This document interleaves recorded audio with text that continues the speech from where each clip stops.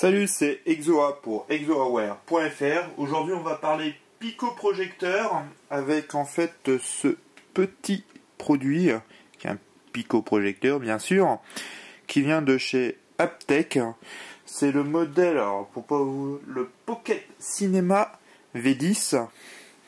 Un petit produit sur le papier qui est plutôt sympa. On va vite venir sur les détails. En fait, je suis un petit peu déçu. Bon, il faut dire que le produit est un produit d'entrée de gamme. Vous le trouvez dans les environ 150 € sur Internet. On va faire un peu le détail de ce qui est fourni avec le produit. Et puis, je vais vous donner un peu mon avis. Puis, on va faire quelques tests de vidéos, vous allez voir. Bon, la qualité de l'image est plutôt pas mal. Mais c'est après le reste ce qui va un peu coincer. Voilà. Alors, tour du produit un peu. Là, on va retrouver, s'il veut bien me faire la mise au point comme d'hab. Bon, en fait, là, ici, vous avez le système d'optique et de LED qui vient faire, en fait, la vidéoprojection. La molette pour le focus. Un port infrarouge. Modèle pour une sangle. Un petit port USB, micro USB, qui permet, en fait, de le charger et de le brancher à une mémoire. Un port de carte alors qui fait SD, mais alors aussi, je vous le dis tout de suite, parce que j'ai pas tout retenu, SD, MMC, SDHC et Memory Pro jusqu'à 8 Go de capacité. Vous avez une prise casque et une prise AV, et puis une partie de commande, les deux HP. Voilà. Le produit, pour vous donner en exemple, ça c'est un iPhone 4. Vous voyez, il est un tout petit peu plus long et sur la tranche un peu plus épais. C'est vraiment tout petit, tout petit. Alors, avec ceci, vous avez le câble qui est là avec ses 3 cinches, le jaune pour la vidéo, rouge et blanc pour l'audio, avec sa prise qui vient en fait se mettre ici, qui vous permet de brancher console de jeu. Je vous montrais une vidéo tout à l'heure avec un iPhone 4 qu'on branche avec ce type de prise là. Qu'est-ce qu'on a d'autre? Le chargeur, qui n'a rien d'exceptionnel, avec sa prise mini USB, si elle veut bien. Aujourd'hui, l'autofocus a décidé de m'embêter. Qu'est-ce qu'on a d'autre? Une petite pochette de protection qui rentre dedans, hop, pour le transporter. Voilà, avec Aptech. Il y a la petite télécommande. Et avec, si je le retrouve, voilà, un câble mini USB pour le brancher. Mini USB, USB, je l'ai pas ouvert parce que j'en ai plein. Et voilà, bon, vite fait, voilà. Et un trépied que voici, qui permet pour le fixer, qui est pas top. Mais bon, voilà. Pour revenir un peu sur le produit, l'éclairage en fait se fait par une LED. C'est le système, alors de souvenir, c'est le système de chez 3M qui est utilisé. Il y a 10 lumens et ça peut vous faire un écran de 50 pouces, je crois, si on le met à 1,80 m de distance de la toile ou du mur.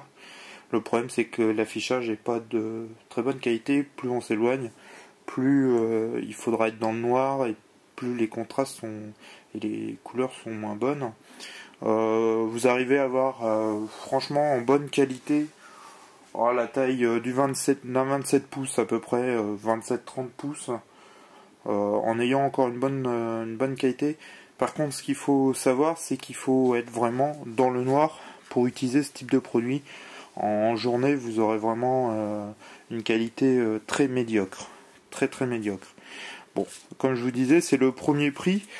Ça a un petit côté sympa quand même. Vous partez en vacances, vous voulez regarder un film, montrer des photos de vacances. C'est super bien, le principe est hyper transportable.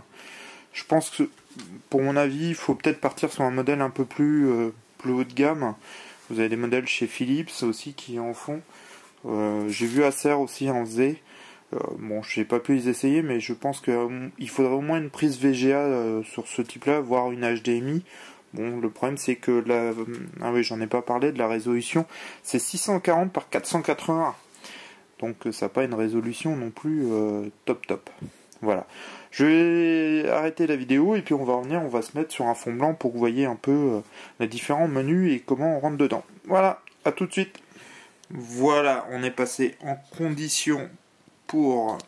Alors je recule un petit peu, voilà, pour que vous puissiez voir. En condition de vidéo projection. J'ai démarré là le Pico projecteur. En fait, vous arrivez sur ce menu là avec photo, musique. Là, c'est bien, l'iMac il s'est coupé. Je suis désolé, il y aura un petit peu de bruit. USB, protection, mémoire. Et les réglages. Alors, vous allez voir dans les réglages, on peut choisir la langue, la luminosité, le contraste, la saturation, la vitesse du diaporama pour les photos, arrêter automatiquement, les bips et le mode défaut. Vous voyez, c'est vraiment très léger. Hein. Bon, pour vous montrer, oui, on va laisser en français. Hop. Voilà. Alors, plusieurs fois, j'ai voulu essayer de mettre des vidéos. J'ai pas réussi pour le moment. Ça lie quand même plusieurs formats. Je sais plus pour vous dire des conneries. Ça lit du MP4 AVI ASF MP4, H264 MP4, MJPEG. Et voilà, ça lit du JPEG aussi. Le problème qu'il y a, c'est que moi, à chaque fois que j'ai encodé des vidéos, à chaque fois elles sont brouillées et ça marche pas super bien. Alors, j'ai trouvé une autre solution, je vous montrerai vite fait après. J'ai trouvé un câble qui se branche en prise cinch.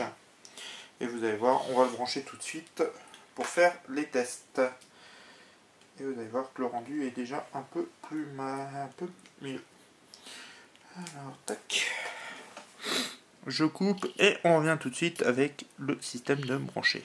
Alors voilà, je vous ai lancé la vidéo de test. C'est une vidéo qui se trouve en fait sur mon iPhone. Je vais vous revenir vite fait sur un câble qui est plutôt sympa. Je suis branché en fait directement les trois prises, hein, la prise jaune, blanche et rouge en RCA avec la prise cinch de vidéo. Vous voyez, la qualité est plutôt satisfaisante. Bon, vous voyez, il y a le rétroéclairage derrière de l'iMac, ça brouille un petit peu l'image, mais bon, ça reste tout à fait convenable et plutôt de qualité sympa. Pour revenir sur ce produit, c'est un produit d'entrée de gamme. C'est vrai qu'il manque peut-être un peu de fonction, de qualité de finition que n'ont pas les autres. Mais bon, c'est un produit qu'on trouve dans les 150 euros. Il faut savoir qu'un vidéoprojecteur en moyenne, même dans les autres, vous les trouvez plus dans les 300 euros. C'est un produit, je pense, qui peut intéresser des familles.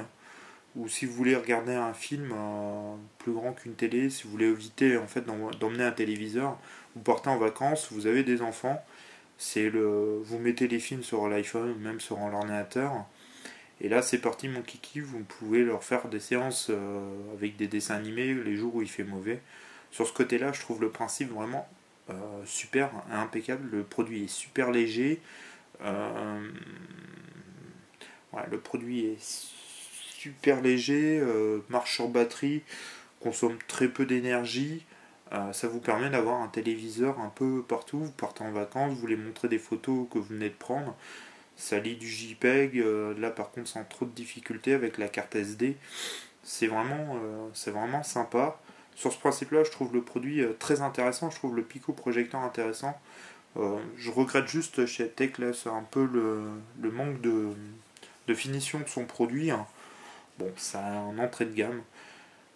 Mais je trouve vraiment le côté sympa. Vous voulez emmener en fait un écran partout où vous voulez.